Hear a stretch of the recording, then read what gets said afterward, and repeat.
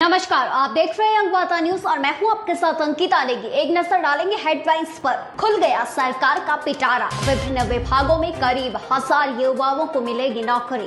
Bharatiya Janata party ने काले दिवस के रूप में मनाई आपातकाल की बरसी। आपातकाल को लोकतंत्र पर काले धब्बे के रूप में किया याद। भारतीय लोकतंत्र के लिए काला दिन आपातकाल की बरसी पर भाजपा नेताओं ने साधा निशाना। बिंदल बोले, एक परिवार ने तानाशाही के लिए लगाया था आपातकाल। NSUI ने नाहन में अग्निपथ योजना को युवा विरोधी नीति करार दिया।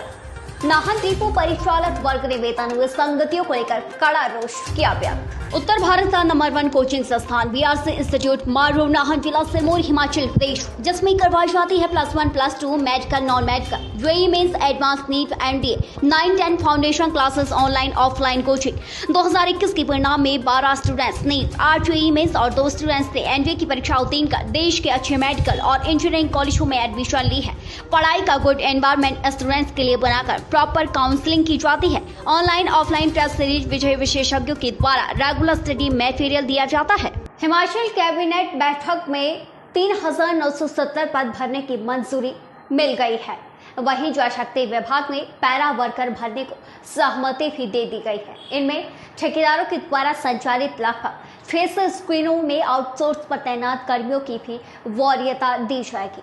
2 से क्लास 1 के लिए जो है वो प्रमोशन में जो है वो उनको कोटा जो है वो 4% जो है उसमें दिया जाएगा। ये महत्वपूर्ण फैसला जो है वो इसमें आज सरकार के द्वारा लिया गया है। एक और Himachal Pradesh staff selection commission Hamirpur और हमारे जितने भी बोर्ड हैं, यूनिवर्सिटीज हैं, इनको जो है वो Himachal Pradesh prevention of mall practice.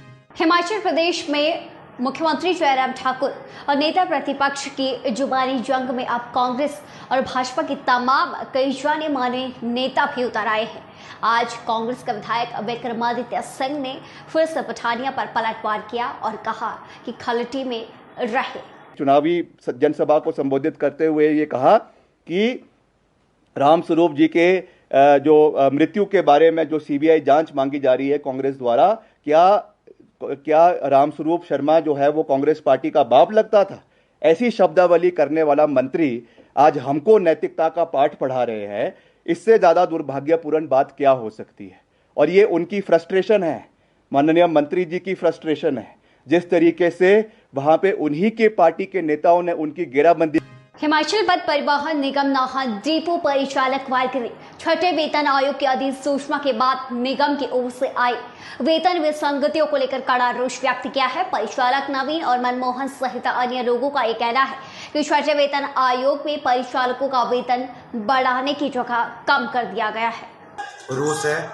6 पे कमीशन की जब नोटिफिकेशन एक हुई थी तो उसमें जो है हमारे परिचालकों का पे बढ़नी चाहिए थी, लेकिन जब 6 पे कमीशन की नोटिफिकेशन HRTC के द्वारा लागू की गई तो उसमें हमारे परिचालक भाइयों को 1900 ग्रेड पे दिया जा रहा है, जो कि हमारे जो परिचालक भाई आज की डेट में सैलरी ले रहे हैं उससे बहुत कम है। इस बारे में हमारे बहुत से पदाधिकारियों ने पहले भी सरकार को, प्रबंधन को इसके बारे में बताया था कि हमारी वेतन में बहुत सी विसंगतियाँ हैं, लेकिन इन विसंगतियों को आज तक दूर नहीं किया गया, जिन विसंगतियों की वजह से हमारे परिचालक भाइयों में काफ़ी रोष है और उनका एक शोषण हो रहा है। हमारे परिचालक भाई दिन रात अपनी सेवाएं देते हैं, चाहे वो बारिश। जल्द लौटेंगे एक छोटे से ब्रेक के बाद। Welcome to Himalayan Group of Professional Institutions located in Kala Aam, District Sirmaur, Himachal Pradesh.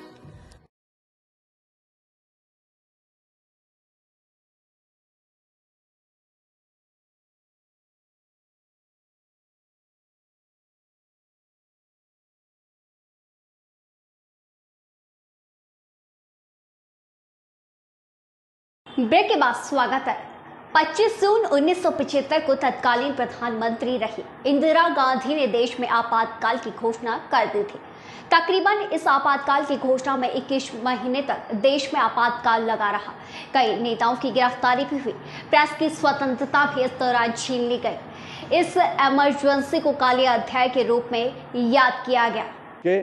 इस जेल को बंदी घर में बदल दिया और उसी को याद कराने के लिए, क्योंकि नई पीढ़ी को शायद आपातकाल का अनुभव नहीं होता है, तो हर साल हम इसको काला दिवस के रूप में मनाते हैं। और आज भी इस 25 जून को काले दिवस के रूप में हम इस दिवस को मना रहे हैं।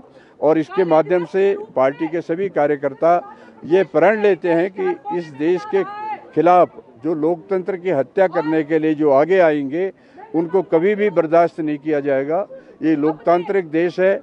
शिमला देश के न्यायालय में 4 करोड़ 70 लाख मामले अभी तक लंबित पड़े हुए हैं, जिसके वजह से लोगों को सस्ता और शीघ्र न्याय भी नहीं मिल पा रहा है। लोग वर्षों तक न्याय के लिए दर दर भटक रहे हैं। देश के न्यायालयों में जजों की कमी है। सरकार को सदन में विशेष सत्र बुलाकर इसका समाधान निकालना चाहिए। तो मैं समझता हूँ ये संख्या 6 करोड़ से ज़्यादा है जो कोर्ट्स केसेज पेंडिंग हैं, और एक बड़ा चिंता का विषय है। यदि इस तरह से कोर्ट्स केसेज पेंडिंग रहेंगे, लोगों को शीघ्र न्याय नहीं मिलेगा, तो कहीं ना कहीं न्याय व्यवस्था से लोगों का विश्वास कमज़ोर पड़ता है और कोर्ट्स में जो न्याय प्राप्त करने वाले लोग हैं उनकी संख्या घटती है। ये एक खतरनाक स्थिति है, इससे शीघ्र निपटा जाना चाहिए। इसको लेकर आम जनता में भी रोष है और लीगल फ्रेटर्निटी के लोग इसके बारे में काफ़ी गंभीर हैं। उसको लेकर ही हम अलग अलग एजेंसी जो है उनसे हम रिप्रेजेंटेशन हमने दिए हैं, पार्लियामेंट के मेंबर्स को हमने। भारतीय जनता पार्टी के वरिष्ठ नेता और विधायक रहे डॉक्टर राजीव बिंदल ने कहा कि लोकतंत्र की प्राप्ति के लिए हजारों लोगों ने अपना बलिदान दिया है, मगर 25 जून 1975 का काला दिन भुलाया नहीं जा सकता है, जब गांधी परिवार ने अपनी तानाशाही बरकरार रखने के लिए देश में आपातकाल लगाया था, जिसका भुगतान आम लोगों को करना पड़ा। परंतु एक परिवार ने अपनी और तानाशाही को चलाने के लिए 1975 में 25 जून को श्रीमती इंदिरा गांधी ने देश में इंटरनल इमरजेंसी आपातकाल लगाया। लाखों लोगों को जेल की काल कोठरी के पीछे डाल करके 19 महीने तक पूरे देश को जेल में तब्दील कर दिया। कोई बोल नहीं सकता था, कोई कुछ लिख नहीं सकता था, मीडिया पर कंप्लीट सेंसरशिप था। और आज के लिए फिलहाल इतना ही। देखते रहिए यंग वार्ता न्यूज।